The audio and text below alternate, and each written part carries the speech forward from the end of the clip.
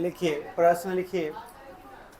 कल जो हम लोग पढ़े थे, परसों पिछले लेक्चर में जो पढ़ चुके हैं उसके बेस पर आधारित क्वेश्चन आपको लिखना है। पहला प्रश्न, किसी विद्युत परिपथ में प्रत्यावर्ती वोल्टता, किसी विद्युत परिपथ में प्रत्यावर्ती वोल्टता 220 वोल्ट है, 220 वोल्ट है, प्रत्यावर्ती वोल्टता 220 वोल्ट है। तो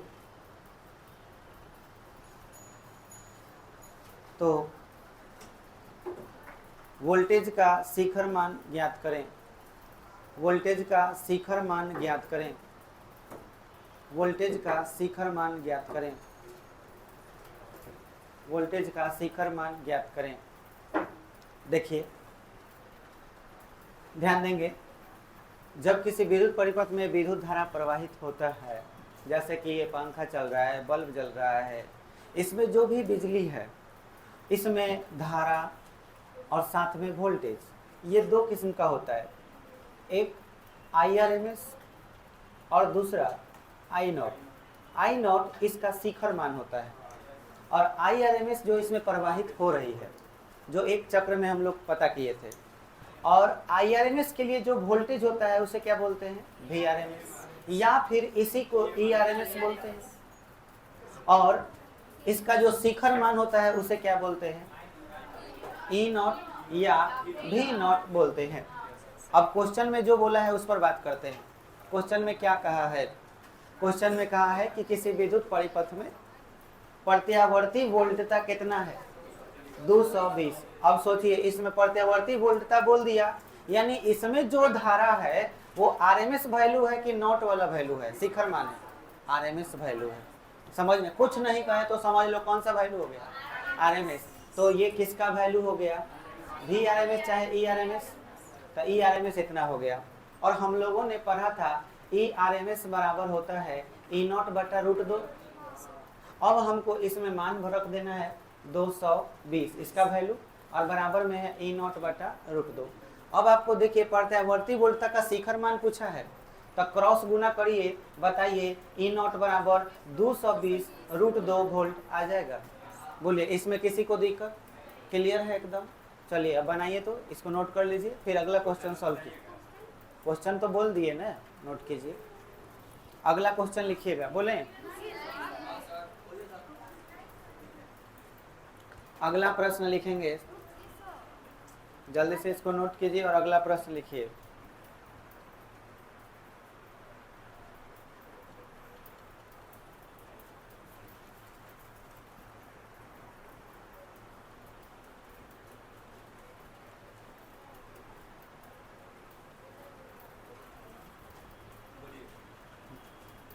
बोलें। किसी विद्युत परिपथ में, क्वेश्चन लिखेंगे, किसी विद्युत परिपथ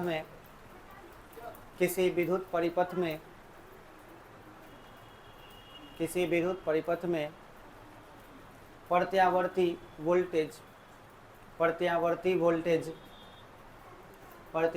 वोल्टेज का शिखर मान 220 वोल्ट है। प्रत्यावर्ती वोल्टेज का शिखर मान 220 वोल्ट है। प्रत्यावर्ती वोल्टेज का शिखर मान 220 वोल्ट है। तो उसमें प्रत्यावर्ती वोल्टता ज्ञात करें। तो उसमें प्रत्यावर्ती वोल्टता ज्ञात करें। तो उसमें प्रत्यावर्ती वोल्टता ज्ञात करें। 220 बटा √2। आंसर है 110 √2।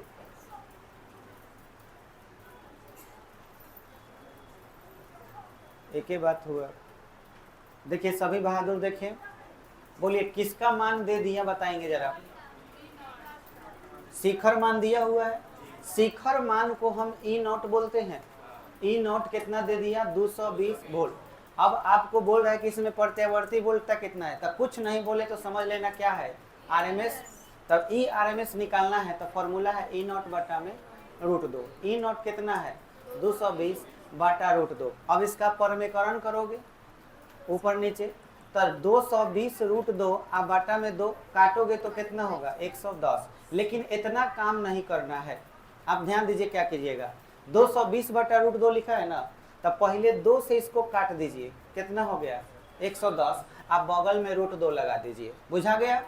तो आंसर हो जाएगा कितना 110 √2 वोल्ट। √2 से कैसे काटते हैं समझ में आ गया। काट कर अब बगल में क्या लिख देना है √2 लगा देना है। बोले अब बन जाएगा।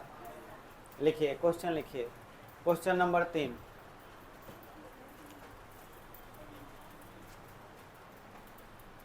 एक विद्युत परिपथ में एक विद्युत परिपथ में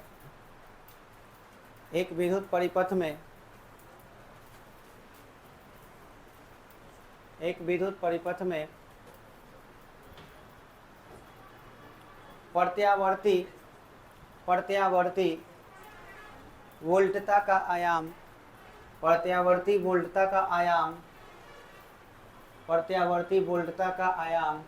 440 वोल्ट है। प्रत्यावर्ती वोल्टता का आयाम 440 वोल्ट है। तो उस परिपथ में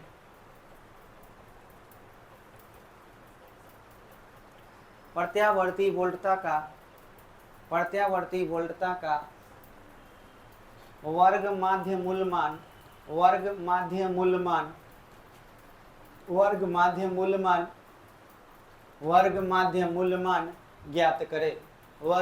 मूलमान ज्ञात करें। बताइए आंसर बताइए क्या होगा। वर्ग माध्य मूलमान ज्ञात करें।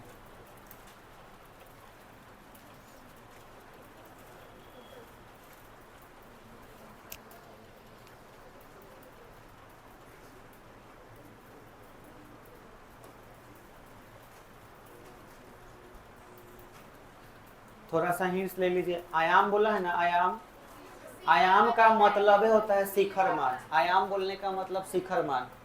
आज जिसे हम प्रत्यावर्ती वोल्टेज बोल रहे थे उसका दूसरा नाम क्या है वर्ग माध्य, मतलब ये भी आरएमएस ही है। हाँ, इसका आंसर क्या होगा 220 √2। बहुत अच्छा। वर्ग माध्य मूल बोल दीजिए तो भी किसका मतलब क्या होगा आरएमएस। ये आयाम का वैल्यू दिया हुआ है। आयाम का मतलब क्या हुआ शिखर मान। और शिखर मान को किस चीज से दिखाते हैं E0 से। बोलो समझ में आया। E0 बोलो चाहे V0 बोलो। तो E0 हो गया 440 वोल्ट। अब तुम्हें चाहिए ERMS। वर्ग माध्य मूल को हम लोग ERMS बोलते हैं। फॉर्मूला है E0/√2। अब आप वैल्यू रख दीजिए किसका E0 का, तो ERMS बराबर हो जाएगा 440/√2। इससे काटिएगा तो 220 और बगल में √2 लगा देना है तो 220 √2 वोल्ट आंसर हो जाएगा। अब बन जाएगा। Question next. एक रेफ्रिजरेटर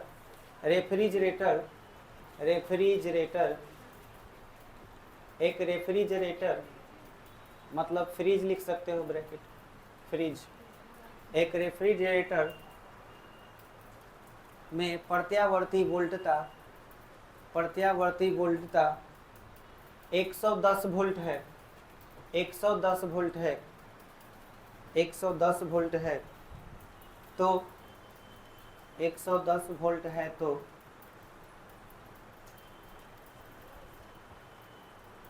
वोल्टेज का शिखर मान क्या है। वोल्टेज का शिखर मान क्या है। आंसर हो जाएगा 110 √2। बनाना पड़ेगा कि हो गया सबका हो गया।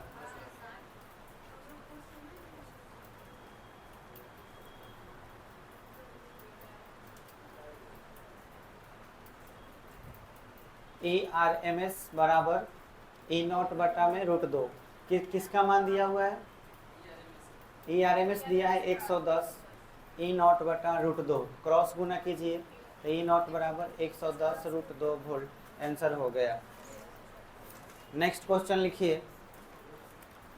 एक विद्युत परिपथ में प्रवाहित धारा 5 एम्पियर है। एक विद्युत परिपथ में प्रवाहित धारा 5 एम्पियर है। प्रवाहित धारा 5 एम्पियर है तो धारा का शिखर मान ज्ञात करें। प्रवाहित धारा 5 एम्पियर है तो धारा का शिखर मान ज्ञात करें। धारा का शिखर मान ज्ञात करें।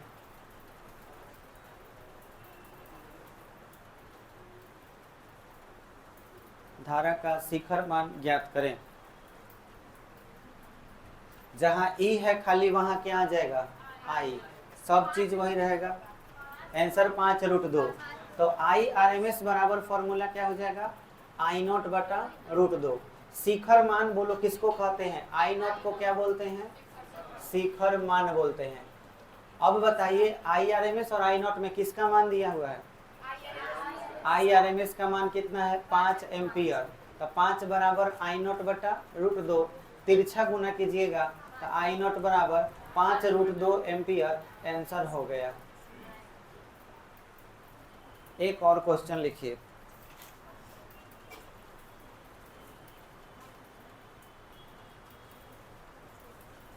किसी विद्युत परिपथ में धारा का आयाम, किसी विद्युत परिपथ में धारा का आयाम 15 एम्पियर है। किसी विद्युत परिपथ में धारा का आयाम 15 एम्पियर है। धारा का आयाम 15 एम्पियर है तो आभासी धारा कितनी होगी, तो आभासी धारा कितनी होगी, तो आभासी धारा कितनी होगी, तो आभासी धारा कितनी होगी। धारा का आयाम 15 एम्पियर है, 15 एम्पियर है तो आभासी धारा कितनी होगी,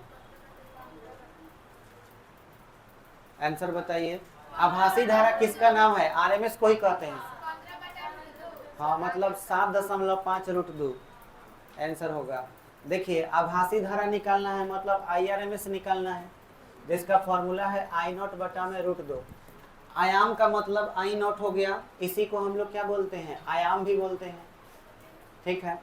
तो आई नॉट कितना हो गया 15, अब बटा में √2। तो आप 2 से इसको काटिएगा तो 7.5 हो जाएगा, अब बगल में √2 बैठ जाएगा तो आंसर हो जाएगा 7.5√2 एम्पियर, आंसर हो गया।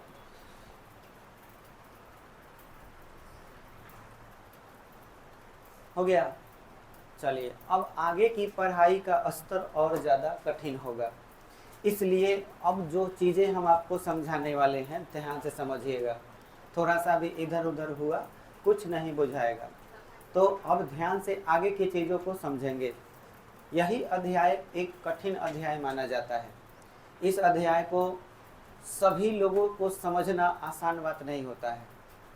अगर आप इसमें बारीकी से चीज़ों को समझिएगा तो आप बहुत अच्छा लेवल में मतलब क्वेश्चन जो है, जितना भी ऑब्जेक्टिव क्वेश्चन आएगा बहुत आराम से आप बनाइएगा। लेकिन इसको बढ़िया से समझना है कि इसमें जो भी टॉपिक आ रहा है, जैसे कि शक्ति गुणांक, शक्ति हो गया, परिपथ हो गया, ये सब होता क्या है, इसे हम बहुत बेसिक चीज़ से समझाने की कोशिश कर रहे हैं। आपका जो आज का टॉपिक है उसका नाम है शक्ति गुणांक। क्या होता है ये एकदम बढ़िया से समझेंगे। शक्ति का मतलब अच्छी तरह सब कोई 9th और 11th में पढ़ा होगा। और गुणांक का मतलब होता है एक कांस्टेंट जिसका कोई मात्रक नहीं हो। गुणांक मतलब होता है कांस्टेंट और इसका कोई मात्रक नहीं होता है। कांस्टेंट मतलब कांस्टेंट ही होता है। अब शक्ति किसे कहते हैं पहले इसको समझना होगा। अगर आप भूल भी गए हैं तो एक बार शक्ति को फिर से समझेंगे तभी आपको शक्ति गुणांक समझ में आ गया।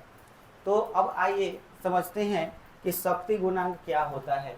इसके लिए हम लोग सबसे पहले कार्य को समझेंगे। जैसे आप पढ़े होंगे कार्य का फॉर्मूला बल गुना विस्थापन, ये आप लोगों ने पढ़ा होगा। कार्य बराबर बल गुना विस्थापन। अब हम आपसे ये पूछें कि कार्य करता कौन है, तो वस्तु करता है। जैसे एक वस्तु है, मान के चलिए कि एक वस्तु है और इस वस्तु पर आपने बल लगाया ऊपर की ओर, ऐसे ऊपर की ओर बल लगा रहे हो, तो आपने लगाने का मतलब हुआ कि कोई व्यक्ति ने इस पर बल लगाया। कोई व्यक्ति है जो इसको धा के ऊपर की ओर क्या कर रहा है, खींच रहा है। तो इस व्यक्ति ने बल लगाया और खींचा इधर। मान के चलो कि इधर एगो बोरा रखा हुआ है, हम बोरा में रस्सी बांधे आधा के कान्हा पर रख के चल दिए। बोलो बल किधर लग रहा है? ऊपर। अब बोरा जा रहा है किधर? नीचे की ओर। मतलब जाएगा इधर, माने विस्थापन इधर होगा, आप बल लगा रहे हैं ऊपर। तो बोलो इसके बीच में एगो कोण बना। अब इस बीच में जो कोण बना उसको थीटा मान लो। तो याद होगा जिसके साथ ये सटा रहे उसमें कॉस का प्रयोग करते हैं, कहीं एफ कॉस हो जाएगा और ये क्या हो जाएगा? एफ साइन थीटा हो जाएगा। इधर देखा जाए तो विस्थापन एस का मान क्या है? 0, क्योंकि वस्तु ऊपर तो नहीं जा रहा है, वस्तु तो इधर न जा रहा है। तो बोलो बल का मान कितना लेंगे? एफ कॉस थीटा, क्योंकि एफ को कई भाग में बांट दिए? 2 भाग में। अब इसका अस्तित्व खत्म। अब बल का काम कौन कर रहा है? एफ कॉस थीटा, और विस्थापन क्या है? एस। तब बल के जगह पर हम एफ कॉस थीटा लिखते हैं और विस्थापन के जगह पर क्या लिखते हैं? एस। अब बताइए ये एफ एस कॉस थीटा हो गया, ये बात समझ में आया? ये एफ की एस कॉस थीटा हो गया। सभी बहादुर ध्यान दें, ये एफ एस कॉस थीटा जो फॉर्मूला आया है वो किसका फॉर्मूला आया है? कार्य का। ये कार्य का फॉर्मूला यानी डब्लू का फॉर्मूला है। ठीक, हमें समझना है शक्ति को। तो अब शक्ति को समझने के लिए एक हम न्यूमेरिकल वैल्यू लेते हैं। मान लीजिए कि आपने इस पर बल लगाया 5 न्यूटन का, ठीक है, इधर ही, और इस जो है विस्थापित हो गया 5 न्यूटन का बल आप लगाए और ये 2 मीटर की दूरी पर चला गया। ठीक है, तो बल की दिशा भी इधर ही है, विस्थापन की दिशा भी इधर ही है, तो बीच का कोण थीटा बराबर कितना? 0। तब बोलो एफ का मान 5, एस का मान 2 और कॉस 0 लिखोगे तो कॉस 0 का मान 1 हुआ। तब 5 दूना 10 जूल आया। बोलो यहाँ से यहाँ तक आया तो उसे कितना कार्य करना पड़ा? 10 जूल। माने 10 जूल ऊर्जा खर्चा हुआ, क्योंकि कार्य करने की क्षमता को ऊर्जा कहते हैं। तो कार्य इतना 10 जूल का किया। अब हम इसमें टाइम को इंक्लूड कर रहे हैं। हम तुमसे बोले कि यहाँ से यहाँ तक आने में 2 सेकेंड का टाइम लगा, तो बताओ 1 सेकेंड में कितना ऊर्जा खर्च हुआ? 5। कैसे 5 लाए? 10 जूल में तुम 2 सेकेंड से भाग दिए, तब आया 5 जूल प्रति सेकेंड। समझ में आया? 5 जूल प्रति सेकेंड आया कैसे? तो हमने 10 जूल यानी डब्लू में भाग दिए 2 सेकेंड यानी टाइम से, तब आया 5 जूल प्रति सेकेंड, माने 1 सेकेंड में किया गया कार्य। अब 1 सेकेंड को इकाई समय कहते हैं और 5 जूल तो कार्य है, तो इकाई समय में जो किया गया कार्य है यानी कि W/T, इसी को हम लोग क्या बोलते हैं? शक्ति बोलते हैं। सूचित करते हैं किस चीज़ से? P से। अब बोलो बहादुर साहब शक्ति किसे कहा जाता है? तो सीधे सीधे बोलेंगे इकाई समय में किए गए कार्य को क्या कहते हैं? शक्ति। तो शक्ति का डेफिनेशन निकल के आया, इकाई समय में किए गए कार्य को क्या कहते हैं? शक्ति कहते हैं। ये तो हम लोग अच्छी तरह जान गए। तो फॉर्मूला क्या हो जाएगा? P बराबर W/T। ये किसका फॉर्मूला हो गया? शक्ति का।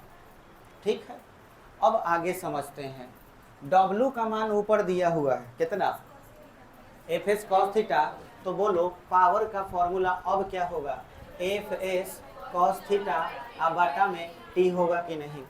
W के जगह पर लिख सकते हैं। अब सभी बहादुर बताइए, अगर हम F को अलग लिख दें और S/T लिख दें, इंटू cos थीटा लिख दें, ऐसा लिखने से कोई प्रभाव पड़ेगा कि नहीं? नहीं पड़ेगा। गुना करने से फिर वही आ जाएगा। लेकिन आप याद कीजिए S/T मतलब विस्थापन बटा समय, ये किसका फॉर्मूला है? विस्थापन मतलब S हो गया और समय मतलब क्या हो गया? T। और ये वेग का फॉर्मूला है जिसे सूचित करते हैं किस चीज़ से? v से। बोलो वेग बराबर विस्थापन बटा समय होता है। अब हम यहाँ पर लिख सकते हैं F/v cos थीटा, लिख सकते हैं कि नहीं? बोलो शक्ति का एक नया फॉर्मूला आया। अब इस शक्ति में जल्दी से बताइए F क्या है? बल है। और आपसे पूछा जाए कि बताइए v क्या है? वेग है। लेकिन कॉस थीटा क्या है, तो एक कांस्टेंट है। अब थोड़ा सा पहले वाला बात याद कीजिए, मैंने गुणांक के बारे में बताया है कि गुणांक क्या होता है, एक कांस्टेंट होता है। बात समझ में आया? गुणांक अगर कांस्टेंट होता है तो ये किसके गुणांक की बात हो रही है? शक्ति के गुणांक की बात हो रही है। तो यहाँ शक्ति में गुणांक क्या आया? Cos theta. तो बोलो हम कॉस थीटा को ही शक्ति गुणांक कहेंगे कि नहीं? अतः कॉस थीटा क्या है? शक्ति गुणांक है।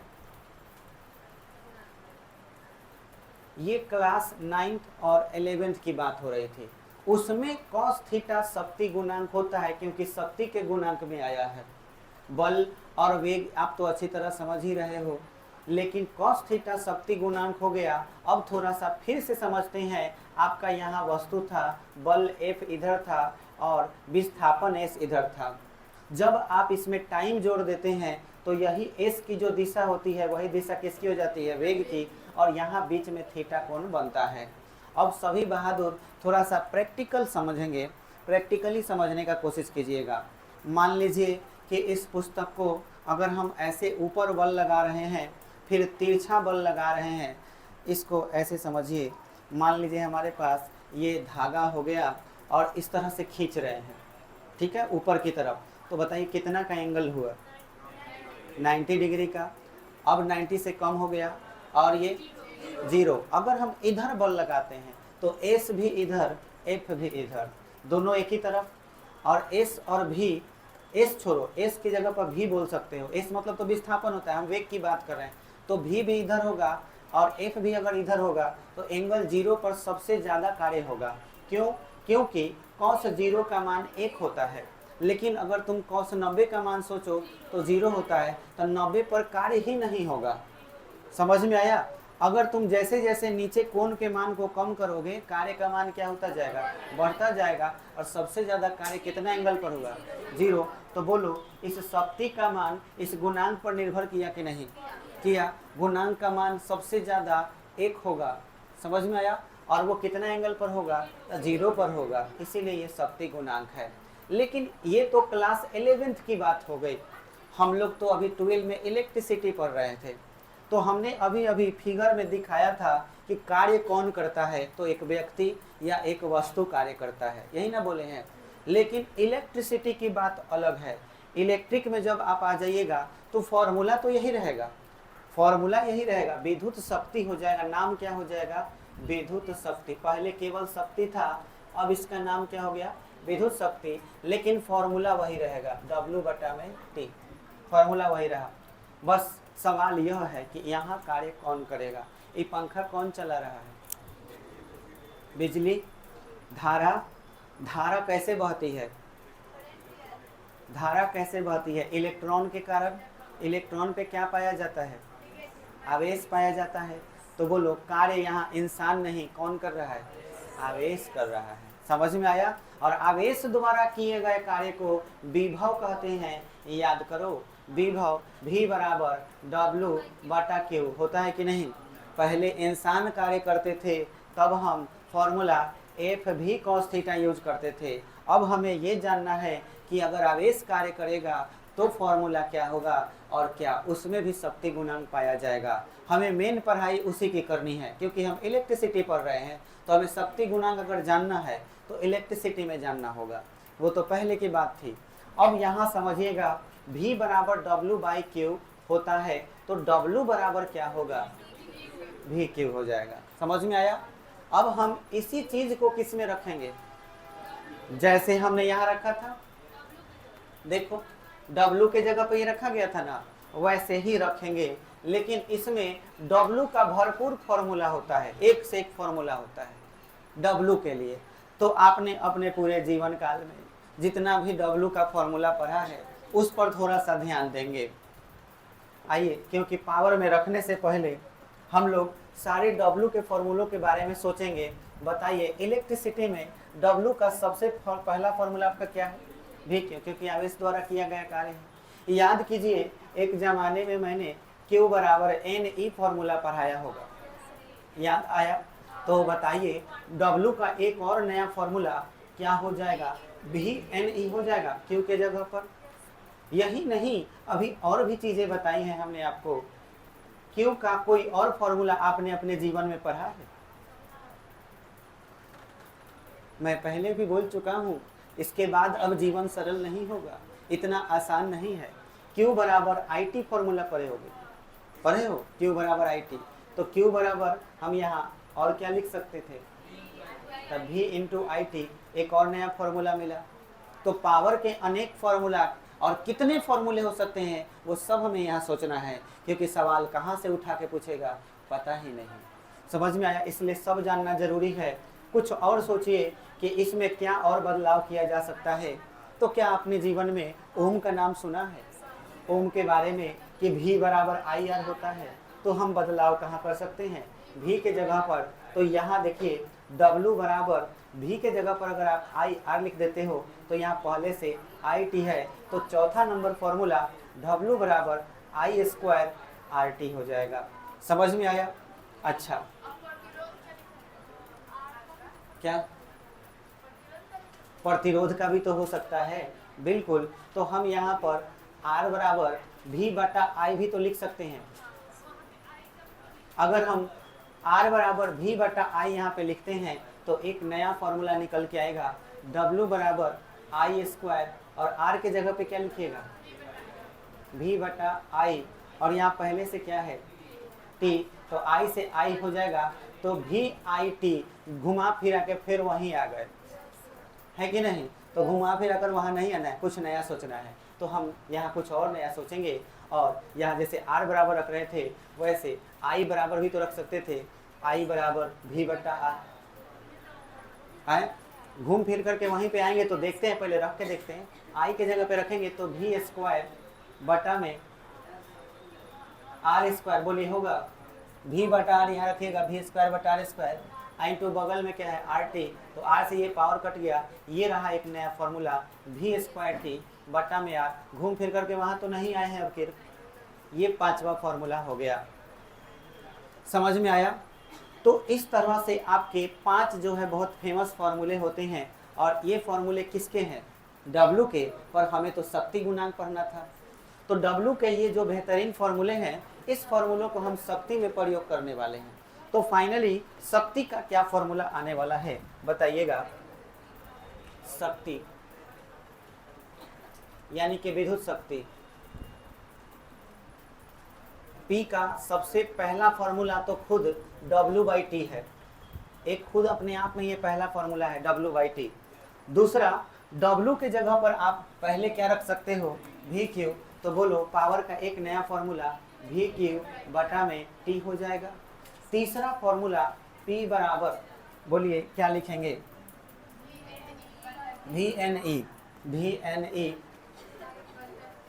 VNE और बटा में T।